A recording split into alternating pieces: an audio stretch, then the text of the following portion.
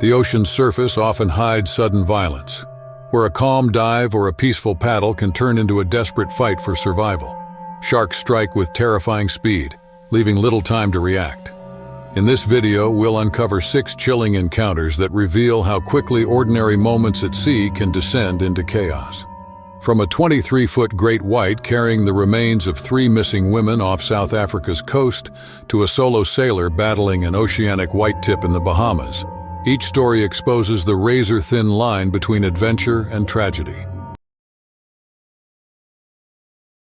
The fishing vessel Copper Dawn rocked gently in the choppy waters off Jeffreys Bay, South Africa, in July 2018. Captain Hendrik Voss had been working these waters for over 2 decades, but nothing had prepared him for what his crew would haul up that sweltering morning.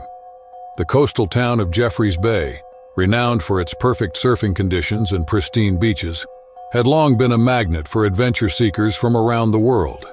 Lying along the path of the warm Agulhas Current, the area teems with marine life carried down from the Indian Ocean, creating rich feeding grounds for fish, dolphins, and sharks that thrive in these nutrient-laden waters. Voss and his 3-person crew had set their nets before dawn, hoping to catch yellowtail and snook in the productive waters near Seal Island. The morning had started like countless others, with the familiar sounds of seabirds overhead and the rhythmic thrum of the boat's engine. However, when they began hauling in their nets around mid-morning, something felt different. The weight was enormous, far beyond what they typically expected, and the net strained against the winch with unusual resistance. What emerged from the depths was a massive great white shark, measuring an intimidating 23 feet from nose to tail. Even for waters known to harbor large predators, this specimen was extraordinary. The crew had encountered great whites before, but this one exhibited disturbing characteristics that immediately set their nerves on edge. The shark's belly was grotesquely distended, bulging in an unnatural manner that suggested it had consumed something substantial. More alarming was the putrid odor that wafted from the carcass, a smell that veteran fisherman Peter Kruger later described as unlike anything he had encountered in his 30 years at sea. The shark had died recently, likely from the stress of being trapped in the nets, but its massive size and the mysterious swelling prompted the crew to contact marine authorities, rather than simply processing it for sale. Dr. Sarah Whitman from the local marine research station arrived within hours, accompanied by 2 assistants and the necessary equipment to conduct a field necropsy. The decision to examine the shark immediately proved wise, as the July heat would have rapidly accelerated decomposition. When Dr. Whitman made the first incision into the shark's belly, the horrifying reality became apparent. Inside the predator's stomach cavity lay the partially digested remains of 3 human beings. The victims were later identified as Ingrid Larsen, Astrid Blomqvist, and Greta Eriksson, 3 Norwegian university students who had been reported missing 2 days earlier after failing to return from a diving excursion. The young women, all experienced divers in their early 20s, had rented equipment from a local dive shop and planned to explore the reef formations near Algoa Bay. According to witness statements, they had entered the water around noon from a chartered boat, intending to spend an hour photographing the colorful marine life that thrived in the area's protected waters. The dive boat operator, Marcus Thompson, reported that the women had followed proper safety protocols, diving in a group with adequate surface support. Thompson later told investigators that he had grown concerned when the women failed to surface at their predetermined time. He spotted their dive flag floating freely approximately 200 meters from where they had entered the water, with no sign of the divers themselves. An immediate search and rescue operation was launched involving multiple vessels and a helicopter. Still, no trace of the women was found, despite extensive efforts that covered several square kilometers of ocean. The necropsy revealed gruesome details that painted a clear picture of the attack. Shredded fragments of black neoprene wetsuits were found mixed with human tissue, along with pieces of diving masks and snorkel equipment. The women's dive computers, still attached to fragmented pieces of their gear, provided crucial evidence about the timing and depth of the attack. The data indicated that all 3 had been at the surface when the incident occurred, suggesting they had completed their dive and were preparing to return to the boat when the shark struck. Dr. Whitman's examination revealed that the attack had been swift and devastating. The great white had likely approached from below, its preferred hunting strategy striking the first victim with tremendous force. The other two women, unable to escape in time, fell victim to the predator's feeding frenzy. The pattern of injuries suggested that the shark had consumed them in rapid succession, likely within minutes of the initial attack. Captain Voss later admitted to investigators that his crew had suspected they were dealing with something human from the moment they saw the shark's distended belly. The smell and the unusual swelling had triggered an instinctive unease among the experienced fishermen, who had seen enough marine predators to recognize when something was amiss. The discovery confirmed their worst fears and left the hardened crew shaken by the brutal reality of what they had witnessed. The incident sent shockwaves through the tight-knit diving community of Jeffreys Bay, prompting immediate reviews of safety protocols for diving operations in the area. Local authorities implemented temporary restrictions on diving activities near known great white shark hunting grounds. In contrast, dive operators began requiring additional safety measures, including the use of shark spotters and emergency response teams. For the families of Ingrid Larsen, Astrid Blomqvist, and Greta Eriksson, the discovery brought both closure and a renewed sense of grief. The young women had traveled to South Africa to pursue their shared passion for marine biology, never imagining that the ocean they loved would claim their lives in such a violent manner. Their remains were repatriated to Norway following extensive forensic procedures, allowing their families to lay them to rest. The 23-foot great white shark that claimed their lives was later donated to a marine research facility, where scientists continue to study its remains in hopes of better understanding the behavior and hunting patterns of these apex predators. The waters surrounding Catalina Island had always been a paradise for spearfishing enthusiasts. In July 2024, 32-year-old Chris Delgado considered himself among the most experienced hunters in Southern California. The island, located 26 miles southwest of Los Angeles, sat in a unique marine environment where the Pacific's cold currents mixed with warmer coastal waters, creating an underwater ecosystem teeming with game fish. Catalina's rocky underwater terrain and kelp forests had been attracting divers since the early 1900s, when the island first became a recreational destination for wealthy Californians seeking adventure beyond the mainland's crowded beaches. Delgado had been spearfishing these waters for over 15 years, building a reputation among local diving circles for his ability to track and successfully hunt yellowtail, a prized game fish known for its speed and cunning. The yellowtail migration patterns around Catalina were predictable enough that experienced hunters like Delgado could anticipate their movements with remarkable accuracy. On this particular morning, conditions appeared perfect for hunting, with visibility extending nearly 40 feet, and water temperatures holding steady at a comfortable 72 degrees.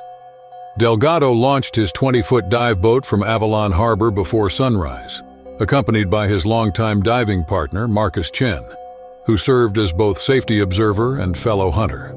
The two men had developed an efficient system over years of partnership, taking turns diving while the other remained topside to monitor for potential dangers and assist with landing large fish. Their target area was an underwater ridge system approximately 3 miles southeast of the island, where yellowtail were known to congregate during their summer feeding periods. By mid-morning, Delgado had already landed 2 respectable yellowtail when he spotted what appeared to be a much larger specimen cruising near the bottom at 60 feet. The fish seemed to be a trophy-sized yellowtail, possibly exceeding 40 pounds, and Delgado knew such opportunities were rare even in these productive waters. He signaled to Chen on the surface, indicating his intention to make a deep dive for the fish. Delgado descended rapidly, equalizing his ears as he dropped through the clear water column. The yellowtail remained near the rocky bottom, apparently unaware of his approach.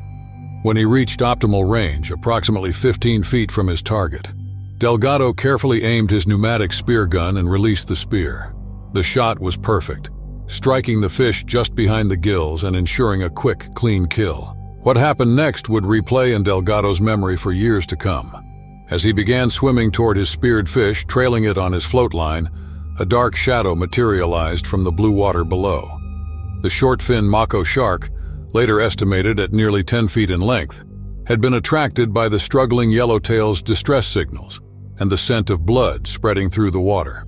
Mako sharks were known as the fastest sharks in the ocean, capable of reaching speeds exceeding 40 miles per hour, and this specimen demonstrated that legendary speed as it rocketed upward from the depths. The shark struck the yellowtail with tremendous force, its razor-sharp teeth easily penetrating the fish's flesh. However, in its feeding frenzy, the Mako's teeth also raked across Delgado's left side, tearing through his wetsuit and leaving deep lacerations along his ribs. The water around Delgado immediately turned red as blood streamed from his wounds. Pain shot through his body, but adrenaline and 15 years of diving experience took over. He knew that remaining in the water with an actively feeding shark while bleeding would likely prove fatal. Delgado kicked frantically toward the surface, his lungs burning as he fought to reach his boat, while the Mako continued to thrash below with the yellowtail. Chen, watching from the boat's deck, immediately recognized the emergency unfolding below. He grabbed a spare spear gun from their equipment bag and thrust it into the water as Delgado broke the surface. The Mako had followed its prey upward and was now circling just beneath Delgado, its dorsal fin cutting through the surface as it assessed this new potential threat. The shark's behavior became increasingly aggressive as it detected more blood in the water. It began making closer passes, its powerful tail propelling it in tight circles around the struggling diver. Chen jabbed the spear point repeatedly into the water while shouting to distract the predator, creating enough commotion to confuse the shark's sensory systems. After what seemed like an eternity but lasted only seconds, the Mako finally veered away from the immediate area, apparently deterred by Chen's aggressive defensive actions and the increasing surface disturbance. Delgado, fighting shock and blood loss, managed to reach the boat's ladder where Chen hauled him aboard. Once safely on deck, Delgado collapsed against the boat's gunwale, clutching his bleeding ribs and trembling uncontrollably. The wounds, while not life-threatening, required immediate medical attention to prevent infection and address significant blood loss. Chen immediately radioed the Coast Guard while applying pressure to the worst lacerations. The attack lasted mere seconds, but its impact on both men was profound. Delgado later reflected that the Mako's incredible speed and power had left him with no time to react defensively.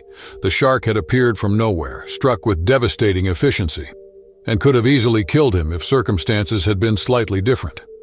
Following his recovery, Delgado continued spearfishing but adopted more conservative safety protocols, including the use of shark shields and stricter buddy system procedures during deep dives.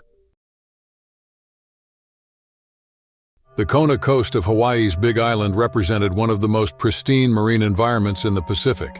In July 2022, 27-year-old Canadian kayaker Sophie Tremblay had traveled over 4,000 miles to experience its legendary waters.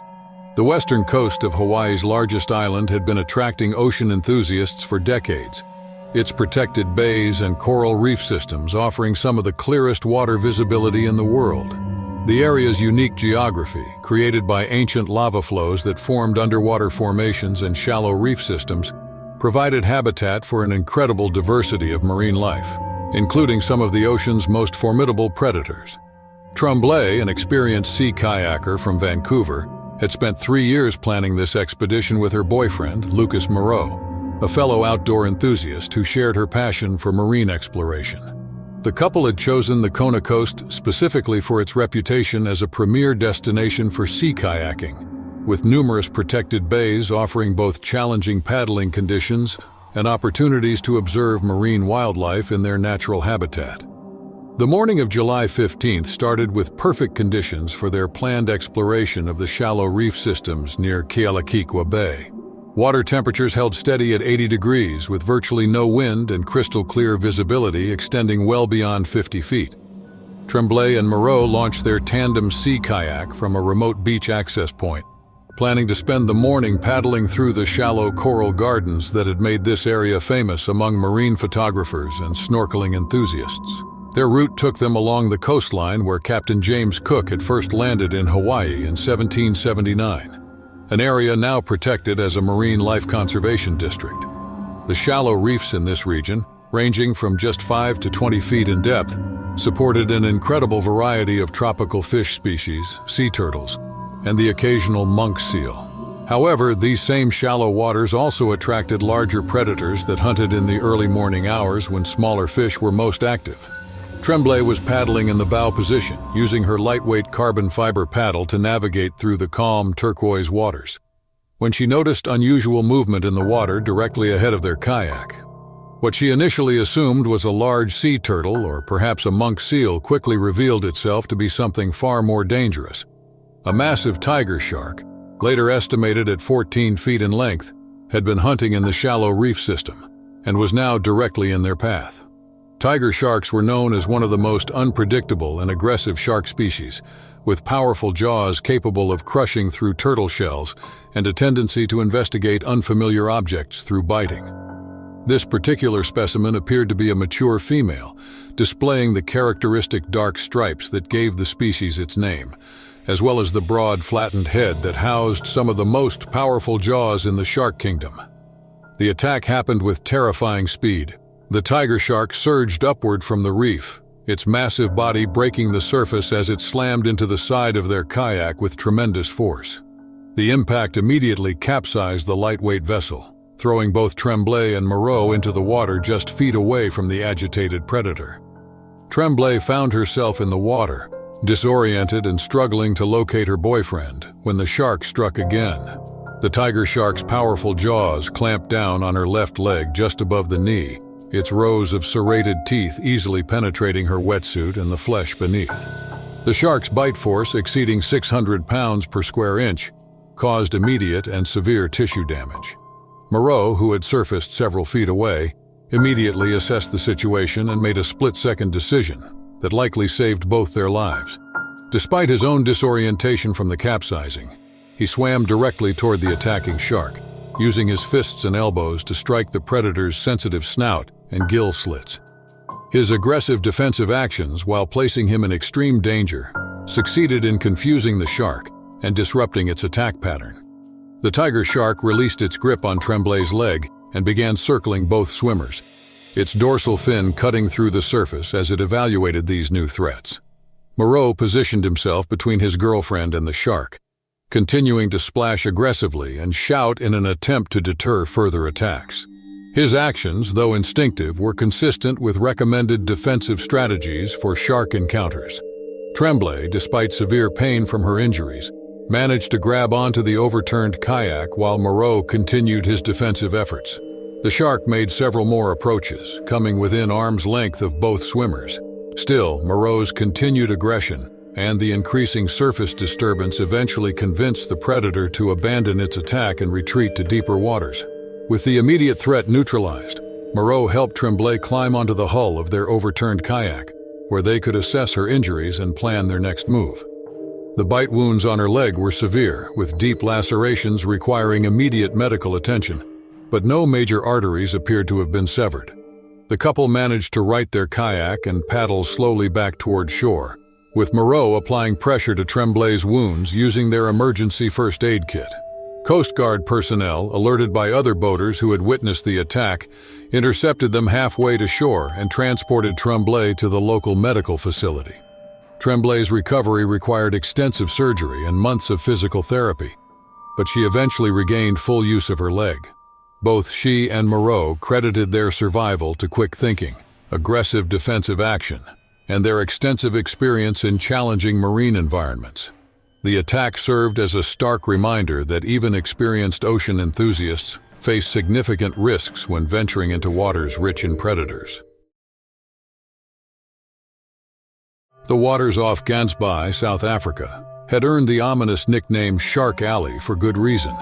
In February 2019, 36-year-old Russian marine photographer Ivan Morozov learned why this stretch of coastline commanded such respect from seasoned ocean professionals. Located approximately 2 hours southeast of Cape Town, Gansbaai sat at the convergence of two major ocean currents, creating a marine ecosystem that supported one of the world's largest populations of great white sharks. The area's proximity to Dyer Island and its massive fur seal colony provided a constant food source that attracted predators measuring up to 20 feet in length. Morozov, an accomplished underwater photographer from Moscow, had spent 8 years documenting marine life in some of the world's most challenging environments. His portfolio included work from the Arctic Ocean, the Red Sea, and the Great Barrier Reef, but he had long considered South Africa's great white sharks the ultimate photographic challenge. The opportunity to capture images of these apex predators in their natural hunting environment had drawn him to book a cage diving expedition with Apex Marine Tours, one of the region's most established operators. The morning of February 23rd brought ideal conditions for great white shark encounters, with calm seas, excellent visibility, and water temperatures that typically encouraged shark activity.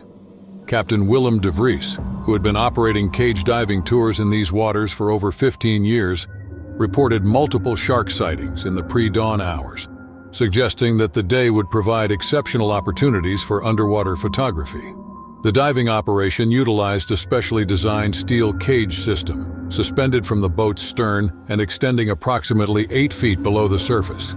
The cage's design incorporated thick steel bars spaced closely enough to prevent shark entry, while allowing photographers clear shooting angles through the gaps. Safety protocols required all participants to remain completely within the cage's boundaries at all times, with experienced dive masters monitoring both the sharks and the divers throughout each session. Morozov entered the cage for his second dive session of the day around noon, equipped with his professional camera housing and underwater strobes. Several great whites had been circling the boat for over an hour, drawn by the scent trail created by the crew's chumming activities. The largest specimen, later estimated to be 17 feet in length, had been displaying increasingly aggressive behavior toward the bait and showed a particular interest in the cage itself. The photographer had been capturing images for approximately 20 minutes when the feeding situation intensified dramatically. Multiple sharks had arrived at the bait station, creating a competitive feeding frenzy that drove the predators into a heightened state of aggression. Morozov, recognizing the photographic opportunity presented by this rare behavior, positioned himself at the front of the cage to capture the action with his wide-angle lens.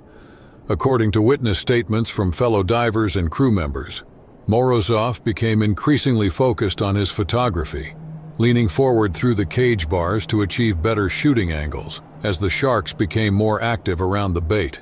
The 17-foot great white had been making increasingly aggressive passes at the bait station when it suddenly altered its trajectory and charged directly toward the cage with tremendous speed. The massive predator struck the cage's front panel with devastating force, its enormous head and shoulders penetrating the space between the bars with enough power to bend the steel framework.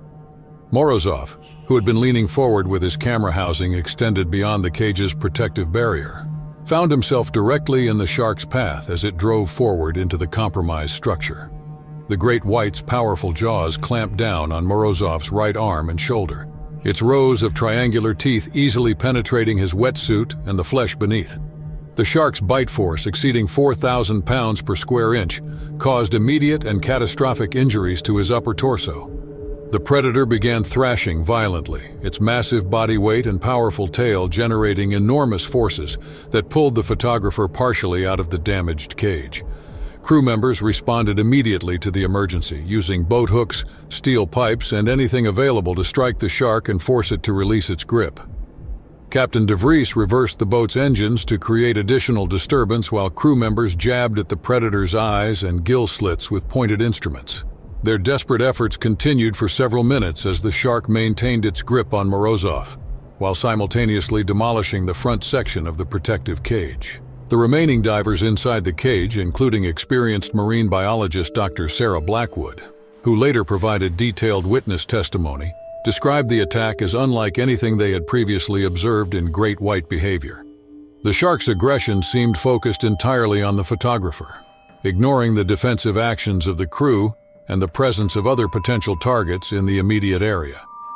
Eventually, the combined efforts of the crew succeeded in forcing the great white to release its grip and retreat from the immediate vicinity of the boat.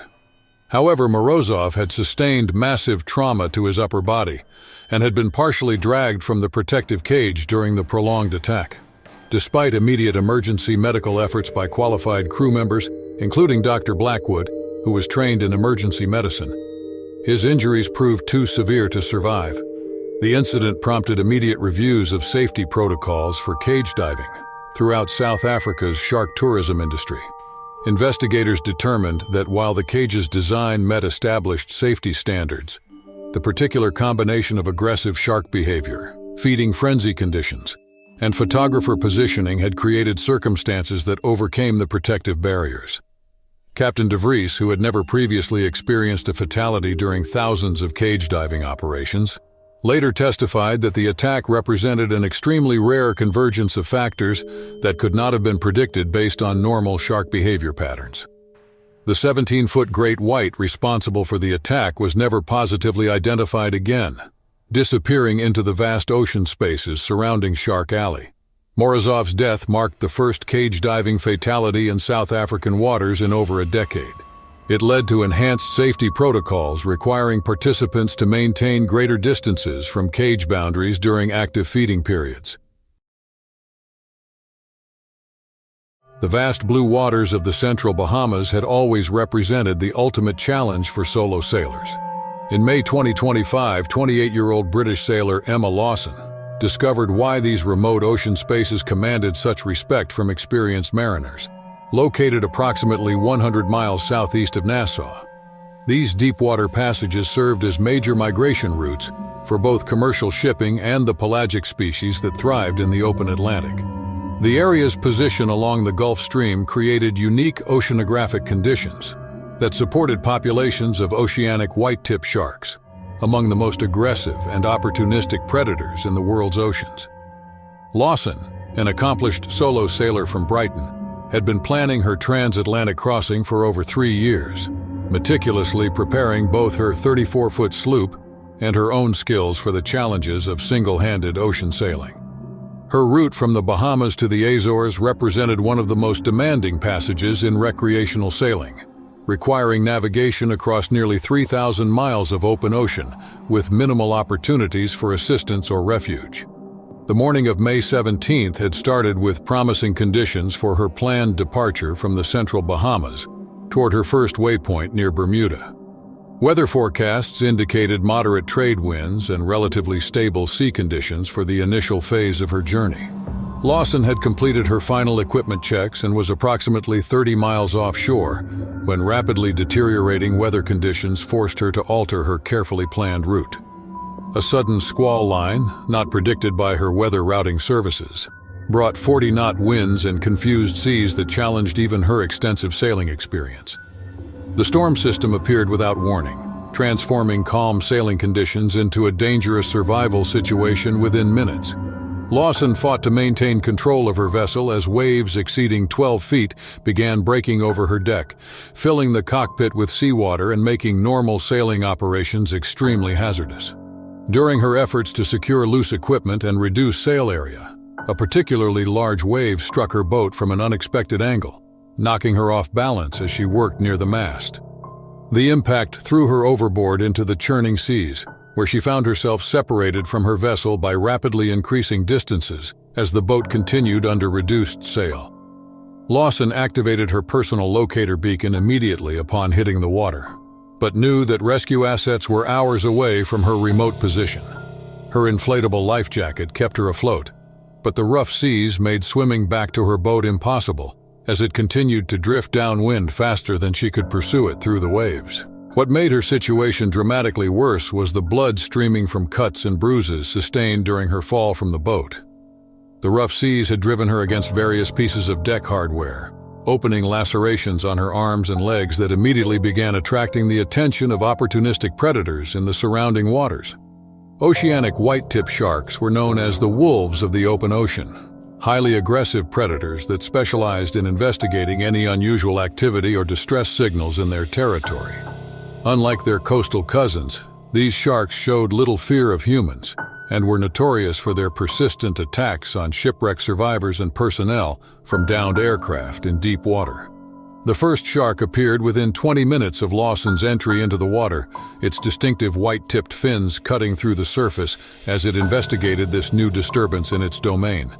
The oceanic white-tip, later estimated to be nearly 10 feet in length, began circling at a distance, using its exceptional senses to evaluate the potential threat and feeding opportunity.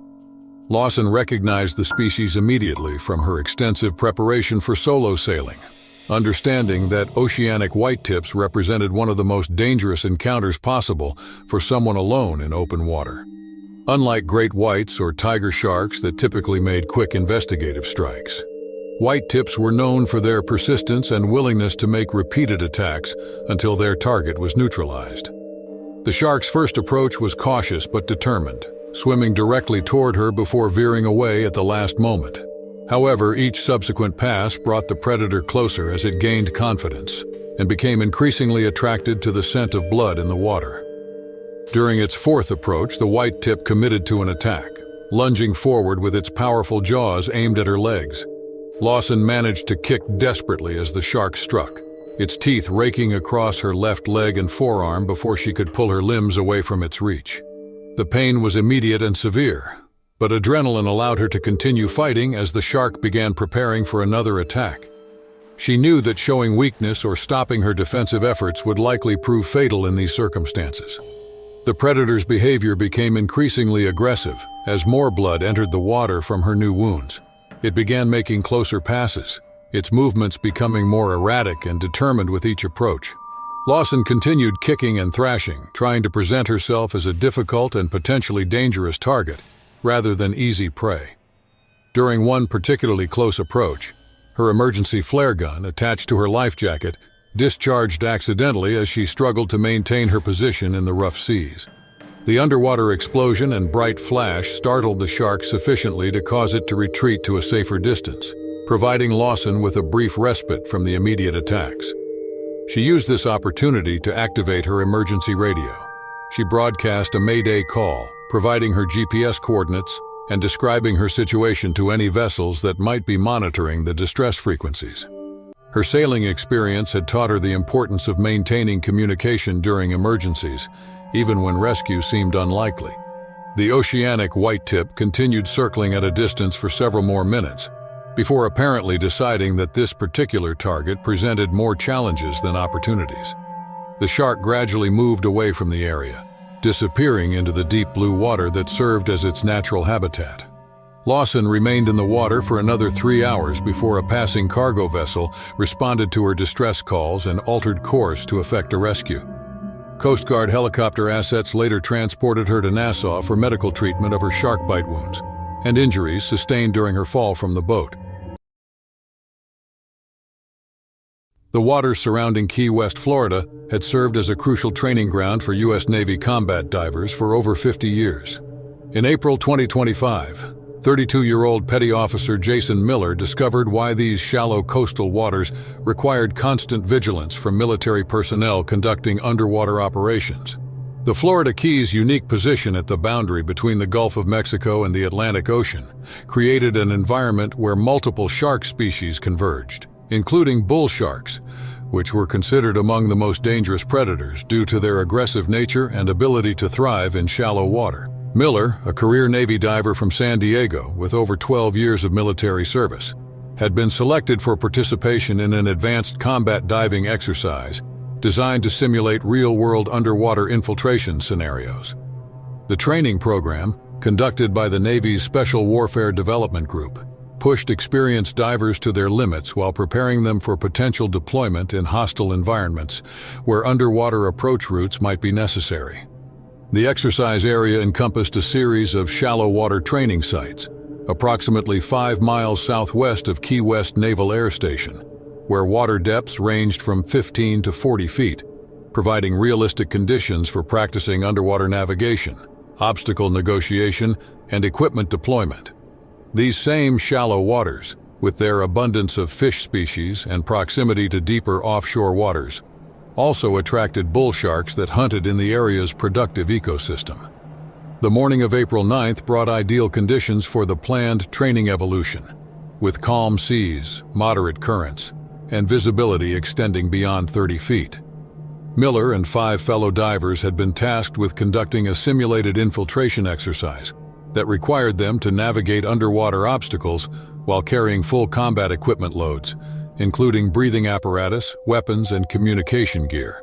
The exercise scenario called for the dive team to approach a series of simulated enemy positions using underwater routes that would keep them concealed from surface observers.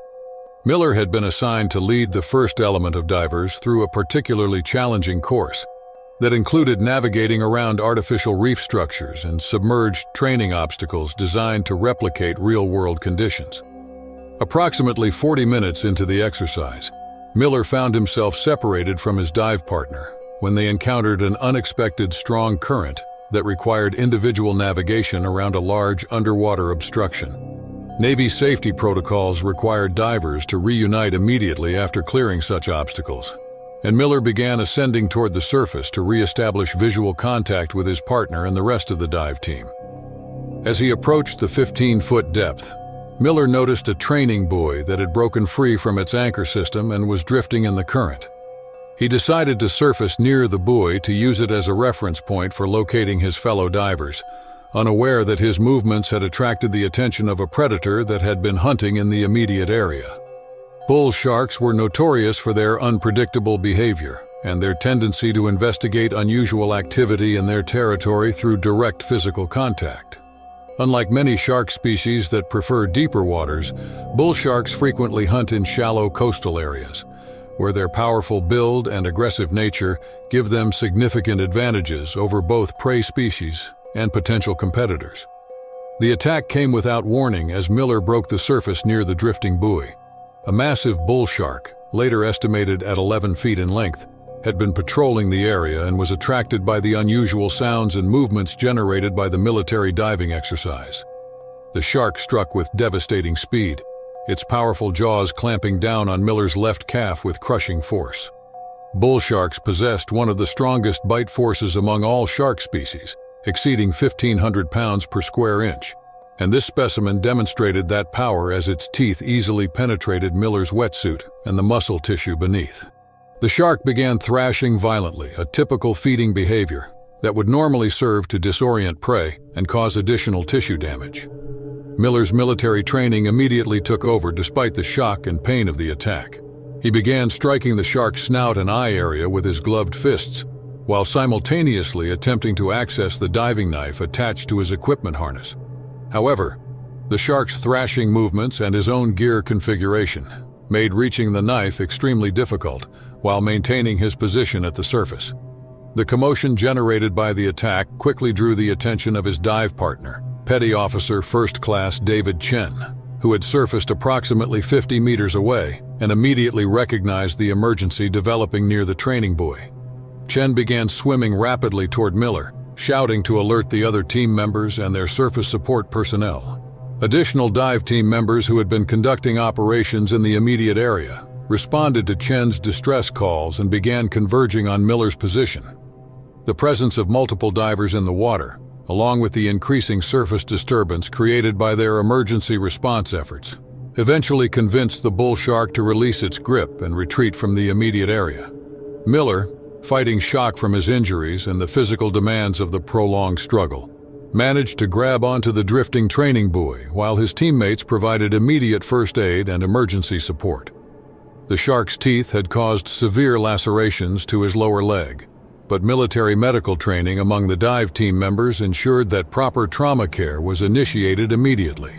Navy rescue swimmers deployed from Key West Naval Air Station reached the training area within 15 minutes of the initial distress call, providing advanced medical support and rapid transport to shore-based medical facilities.